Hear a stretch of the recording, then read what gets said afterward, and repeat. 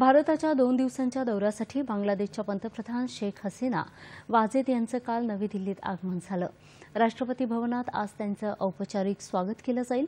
त्यानंतर पंतप्रधान नरेंद्र मोदी आणि शेख हसीना यांच्या दरम्यान नवी दिल्लीत द्विपक्षीय चर्चा होणार आहे।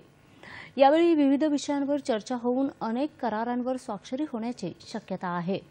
या करारांमुळे द्विपक्षीय संबंध आणखी सुदृढ होण्यास मदत होणार आहे। गेल्या काही वर्षांपासून दोन्ही देशांमधील संबंध सलोख्याचे राहिले आहेत।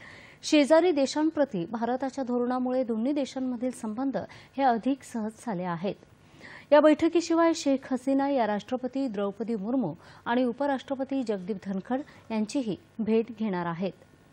तत्पूर्वी भारताचे परराष्ट्र व्यवहार मंत्री डॉक्टर एस जयशंकर यांनी काल बांगलादेशच्या पंतप्रधान शेख हसीना यांची भेट घेतली। शेख हसीना यांचा हा दौरा द्विपक्षीय संबंधांमधील सलोखा अधोरेखित करतो, असं जयशंकर यांनी एका ट्विटमध्ये म्हटलं आहे।